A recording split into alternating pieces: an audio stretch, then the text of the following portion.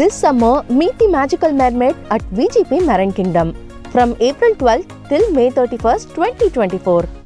எங்க சார் வந்து Felix ஜெரல்டு night 10:30க்கு தான் ஜெயிலுக்கு போனாங்க. ட்ரிச்சி சென்ட்ரல் ஜெயிலுக்கு 10:30 நைட்டில் அவங்க உள்ளார போனாங்க. அதுக்கப்புறம் வந்து நான் வந்து ஒரு 11:30 12 o'clock போல் அங்கிருந்து நாங்கள் நைட்டு ஸ்டார்ட் பண்ணேன் நான். So mid night 12 o'clock start பண்ணிவிட்டு ஒரு இடத்துல ஒரு 1 hour 2 hours பிரேக் எடுத்துட்டு மார்னிங் வரும்போது 8:30 to 9 ஆயிருக்கும். அதுக்கப்புறம் திடீர்னு வந்து இந்த காவல்துறை வந்து வராங்கன்னு சொன்னோன்னே எனக்கு ரொம்ப பயம். நான் ஐ டென்ட் எக்ஸ்பெக்ட். ஏன்னா எனக்கு வந்து சர்ச் வாரண்ட் இருக்குன்னு எனக்கு தெரியாது. இட் வாஸ் அப்போ வந்து எனக்கு என்ன கோவம்னா, இன்கேஸ் நான் நேற்று வராமல் இருந்திருந்தானா, நான் இருக்கிறது வந்து it's a rental house. I am not staying in my own house. If they come and if they barge in to my house, அவங்களே வந்து தள்ளி கதகை உடைச்சு வந்தாங்கன்னா அப்போ அந்த ஒரு மனநிலை நீங்கள் எல்லாருமே புரிஞ்சுக்கணும். இது மாதிரி ஒரு எப்படி சொல்றதுன்னா, ஒரு சிச்சுவேஷன் ஒரு சராசரி பெண்ணுக்கு ஒரு கணவன் வந்து ஒரு நாள் முன்னாடி வந்து ஜெயிலில் இருக்கிறாங்க, அதுவும் ஒரு அன்எக்ஸ்பெக்டடு. இன்ஸ்பைட் ஆஃப் தட் நான் வந்து இதெல்லாம் கடந்து ஆஃபீஸ்க்கு வரணும், வீட்டுக்கு வரணும் அப்படிங்கிற பட்சத்தில் திடீர்னு வந்து காவல்துறை வந்து காலையில் 9:30 மணிக்கு இங்கே நிற்கிறாங்க. They are searching for me. அப்படிங்கும்போது எனக்கு இதை விட ஒரு மன கஷ்டம் வந்து இந்த தமிழ்நாடு கவர்மெண்ட்டு கொடுக்க முடியாது. ஐ extend my sincere thanks to all the media persons who have come here.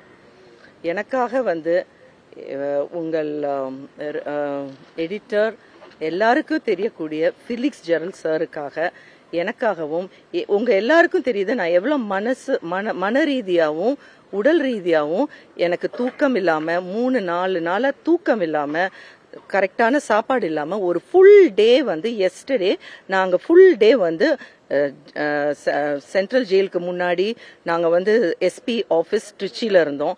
கொஞ்ச நேரத்துக்கு அப்புறம் we went to the hospital. அவங்க சொன்னாங்க ஃபிசிக்கல் எக்ஸாமினேஷன் சொன்னாங்க சாருக்கு. அதுக்கப்புறம் வந்து கோர்ட் ப்ரொசீடிங் வாஸ், அது ஒரு நான் தனியாக I have to take an interview. அந்த கோர்ட் ப்ரொசீடிங் அவ்வளோ லென்த்தியான கோர்ட் ப்ரொசீடிங். நானும் ஃபர்ஸ்ட் டைம் தான் இது எல்லாமே பார்க்குறேன். இது ஒன்று எங்களுக்கு வந்து ரொம்ப பரிச்சயமானது கிடையாது. பல தடவை கோர்ட்டுக்கு போனது, like any other normal women or any other normal மனைவியாக இருக்கிறவங்களுக்கு இது மாதிரி ஒரு கஷ்டம் ஒரு நெருக்கடி இந்த தமிழ்நாடு கவர்மெண்ட் கொடுக்க கூடாது. இதுதான் என்னோட sincere apology to all of you. Please don't do this. உங்க வீட்டு சோதனையில என்னென்ன பொருட்கள் அவங்க பறிமுதல் பண்ணிருக்காங்க? மொத்தம் எத்தனை மாதிரியான ஆவணங்களை பறிமுதல் பண்ணிருக்காங்க? ஓகே, அவங்க வந்து 10:30 மணிக்கு அவங்க வந்தாங்க. நிறைய பேர் வந்து என்ன சொல்றாங்கன்னா, நான் வந்து எதிர்ப்பு தெரிவிச்சதுக்கு வந்து எல்லா ரீசனும் இருக்குது. எப்படி நான் எதிர்ப்பு தெரிவிச்சிருப்பேன்? பிகாஸ் என்னோட மன ரீதியாகவும் உடல் ரீதியாகவும் நான் பாதிக்கப்பட்ட டைம்ல திடீர்னு வந்து அவங்க சர்ச் வாரண்டோட வராங்க. அந்த டைம்ல என் பையன் வந்து படுத்து தூங்கிட்டு இருக்கிறான். அவன் வந்து அப்பதான் வந்து டயர்டா படுத்து தூங்கிட்டு இருக்கிறான். அந்த டைம்ல திடீர்னு வந்து காலிங் பெல் அவ்வளோ வாட்டி காலிங் பெல் அடிச்சுட்டு ஓபன் பண்ணுன்னு சொல்லி பார்த்தா ஒரு 6-7 பேர் நிற்பாங்க. அத்தனை பேர் வந்து போலீஸ், ஜென்ஸ் அதிகமா இருந்தாங்க. மெயில் போலீஸ் வந்து ஒரு 6 பேராவது இருந்திருப்பாங்க. லேடிஸ் வந்து 2 பேர் இருந்தாங்க. And one more person who is they told as a representative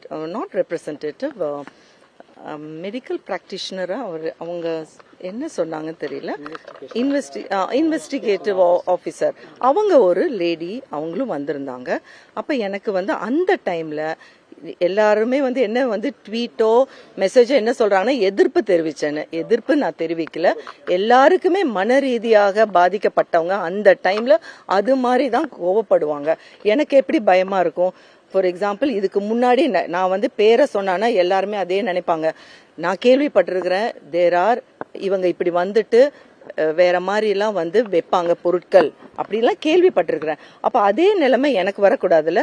என்னோட கணவர் வந்து நான் எதிர்பார்க்கவே இல்லை. அவர் வந்து இதுக்கு பிரிசனுக்கு போவாருன்னு நான் எதிர்பார்க்கல. அவர் வந்து இதுல வந்து எப்படி சொல்றது, அவர் இன்டர்வியூ வந்து எடுக்க தான் செஞ்சாரு. அவர் வந்து இதுல வந்து பெரிய லெவல்ல வந்து என் கணவராக இருக்கிறனால நான் சொல்றேன்னு நினைக்காதீங்க. நான் எதிர்பார்க்கல அவர் வந்து ஜெயிலுக்கு போவாங்கன்னு எதிர்பார்க்கல. ஆனா அதையும் மீறி அவங்க போக வேண்டிய சூழ்நிலை ஏற்பட்டது. இன்னைக்கு அவங்க வரும்போது எனக்கு கோபம் இருந்தது, இயற்கை தான். சரி, அவங்க வந்ததுக்கு வந்து இத்தனை பேர் வந்தாங்க. வந்தோடனே கொஞ்சம் எப்பவுமே வந்து அவங்க கொஞ்சம் ரஃபா தான் பிஹேவ் பண்ணுவாங்க. வந்தோடனே ஓகே மேடம் நீங்க உட்காருங்க, உங்க போனை என் போனை வாங்கிக்கிட்டாங்க. போனை வாங்கினதுக்கு அப்புறம் அவங்க வந்து என்கிட்ட வந்து என்ன சொன்னாங்கன்னா, நீங்க வந்து நாங்க வந்து எல்லாமே எடுத்து போட்டாங்க. நீங்க வேணா நீங்க என்னோட வீடு கூட போய் பாருங்க, எல்லா திங்ஸும் அப்படியே எல்லாமே ஷேட்டர்டு. அங்கங்க அந்தந்த பொருட்கள் எப்படியோ கிடக்குது. நீங்க போய் முடிஞ்சா எடுத்து பாருங்க வீடியோ. அது கிளீன் பண்றதுக்கே எனக்கு 2 to 3 days ஆகும். இதுக்குள்ளார வந்து எனக்கு வந்து அங்க வந்து எனக்கு வந்து சர்ச் வாரண்ட் என்னோட ஆபீஸ்க்கு வந்திருக்கு. இந்த மனநிலையை நீங்க கொஞ்சம் யோசிச்சு பாருங்க. ஒரு பெண்ணு எத்தனை ஹேண்டில் பண்ண முடியும்? என் பையனுக்கு காலேஜ் அட்மிஷனு, என்னோட பொண்ணு ஜெர்மனில இருக்கிறா. அவளுக்கு எந்த வேற பாட்ஸ் இன்ன வரைக்கும் நான் அவளுக்கு கால் பண்ணல. இன்னைக்கு வரைக்கும் நான் அவளுக்கு கால் பண்ணல. காலையில இருந்து இப்ப வரைக்கும் அவளுக்கு என்ன நடக்குதுன்னே தெரியாது. ஏன்னா போன் வந்து போலீஸ் டிபார்ட்மெண்ட் இங்க வந்தவங்க வந்து கான்பிஸ்கேட் பண்ணிக்கிட்டாங்க போனு. அதனால என்னால அதுவும் பண்ண முடியல. நெக்ஸ்ட் என்னன்னா, நான் சாப்பிடவும் இல்லை. ஒரு 2 நாளா ப்ராப்பராகவும் சாப்பிடல.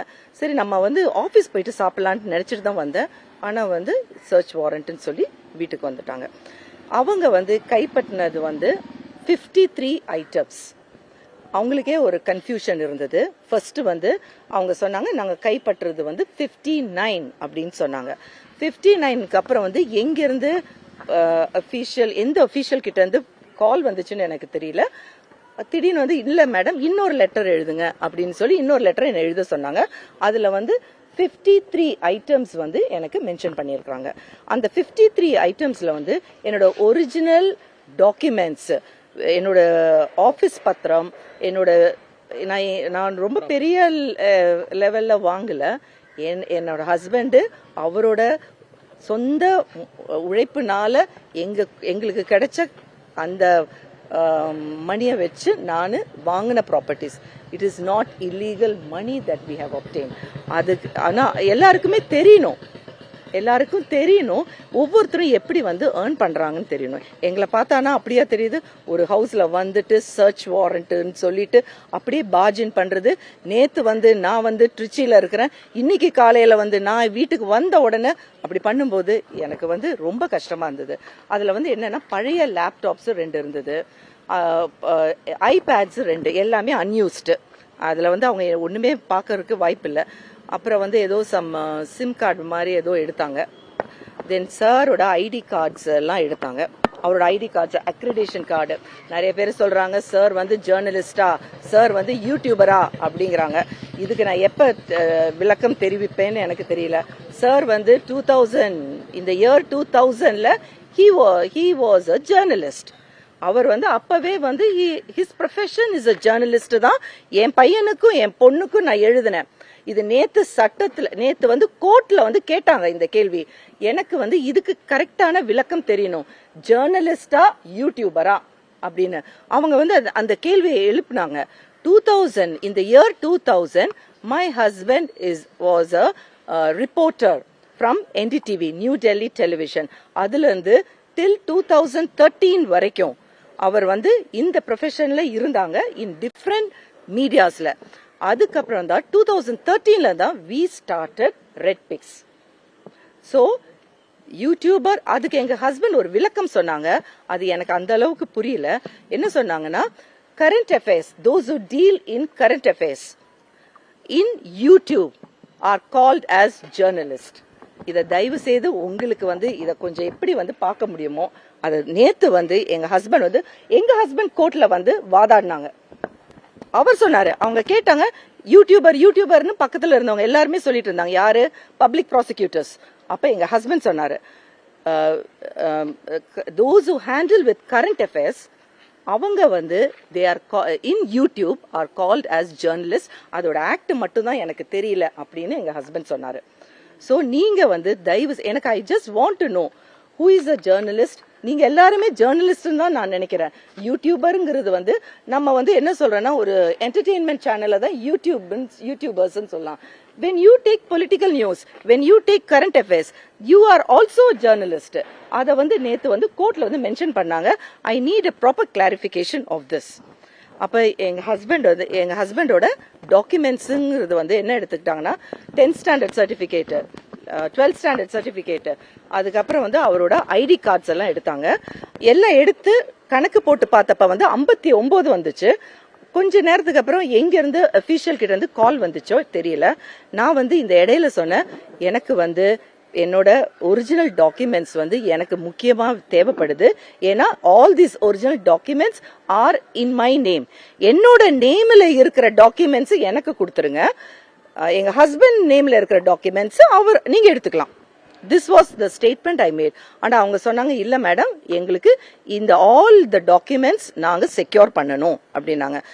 நான் கேட்டேன், அப்ப என்னோட பாஸ்போர்ட்டை மட்டும் அவங்க கொடுத்துட்டாங்க. அப்ப நான் சொன்னேன், பாஸ்போர்ட் என்னோட நேம்ல தானே இருக்கு அப்படின்னு. அதை மட்டும் கொடுத்துட்டாங்க. ஜுவல்லரி வந்து பார்த்தாங்க. பார்த்துட்டு அவங்க ஒண்ணுமே செய்யல. அவங்க சொன்னாங்க, நாங்க பார்த்துட்டோம் மேடம், செக் பண்ணிட்டும் எடுத்து வச்சுட்டாங்க. அண்ட் த வீடியோ, அந்த கால் வந்து அவங்க ரெக்கார்ட் பண்ணிட்டு இருந்தாங்க. 2 லேடி போலீஸ் வந்து கால்ஸ் கிடையாது, சாரி, வீடியோஸ் வந்து எடுத்துட்டு இருந்தாங்க throughout the thing. And I was, என் கூட வந்து என்னோட தம்பி இருந்தாங்க, அப்புறம் என்னோட கார் டிரைவர் இருந்தாங்க, என்னோட பையனும் இருந்தாங்க. நாங்க 4 பேரும் தான். ஃபுல்லா க்ளோஸ் பண்ணிட்டாங்க. எல்லாத்தையுமே சர்ச் பண்ணாங்க. கிடைச்சது வந்து லேப்டாப்ஸ், கொஞ்சம் சாரோட என்ன சொல்றது 10th standard 12th standard certificate and நம்மளோட ஐடி கார்ட்ஸ் இருக்குல்ல சார், ஃபர்ஸ்ட் 2000ல இருந்து இருக்கக்கூடிய ஐடி கார்ட்ஸ், அந்த ஐடி கார்ட்ஸ் எல்லாம் கிடைச்சது. அது எல்லாமே எடுத்து அவங்க நம்பர் பண்ணப்ப 56 வந்துச்சு. 56ல இருந்து 53 அவங்க கன்வெர்ட் பண்ணிட்டு அவங்க மறுபடியும் லெட்டர் எழுதினாங்க. ஸோ இது மாதிரி ஒரு 2-3 வாட்டி நாங்க அந்த ரீடூ பண்ணணும். அந்த லெட்டர் எழுதினதுனால எங்களுக்கு வந்து டைம் ஆயிடுச்சு. That is the reason for that. Property நான் சொன்னேன், என்னோட லாயர் சொன்னாங்க, ஒரிஜினல் டாக்குமெண்ட்ஸ் எடுக்க விடாதீங்க, உங்க பேர்ல இருக்கிற டாக்குமெண்ட்ஸ் எடுக்க விடாதீங்கன்னு சொன்னாங்க. ஆனா அதையும் மீறி அவங்க என்னோட பேர்ல இருக்கிற டாக்குமெண்ட்ஸும் அவங்க எடுத்துட்டு போயிட்டாங்க. அது மொத்தமா சேர்த்தா 6 ஒரிஜினல் டாக்குமெண்ட்ஸ், என்னோட ப்ராப்பர்ட்டி டாக்குமெண்ட்ஸ். அதுல வந்து 4 என்னோட பேர்ல இருக்குது, 1 2 எனக்கு கன்ஃபியூஷன் இருக்கு. அது வந்து என் ஹஸ்பண்டோட பேர்ல இருக்கும். மேம், இப்போ அந்த ரெட் பிக்ஸ் யூடியூப் சேனல் இருக்கு இல்லைங்களா, அதோட பாஸ்வேர்ட்லாம் வாங்கினாங்களா? அது வந்து சர்ச் வாரண்ட் அங்கதான் நடக்கும், ரெட் பிக்ஸ் ஆபீஸ்ல. எனக்கு சத்தியமா தெரியாது. எங்க ஹஸ்பண்ட் மட்டும் தான் அதை ஹேண்டில் பண்றாங்க. சோ எனக்கு அந்த பாஸ்வேர்டு கோடு எதுவும் தெரியாது. இல்ல அதெல்லாம் ஒண்ணுமே கேட்கல. அவங்க சொன்னாங்க, இமீடியட்டா நீங்க ரஷ்ஷன் பண்ணுங்க. அங்க வந்து அவங்க வந்து they are waiting to break open the door of Red Pix office. இப்ப நான் உடனே கிளம்பணும். நன்றி, வணக்கம். Yeah, thank you. This summer, meet the magical mermaid at VGP Marine Kingdom from April 12th till May 31st, 2024.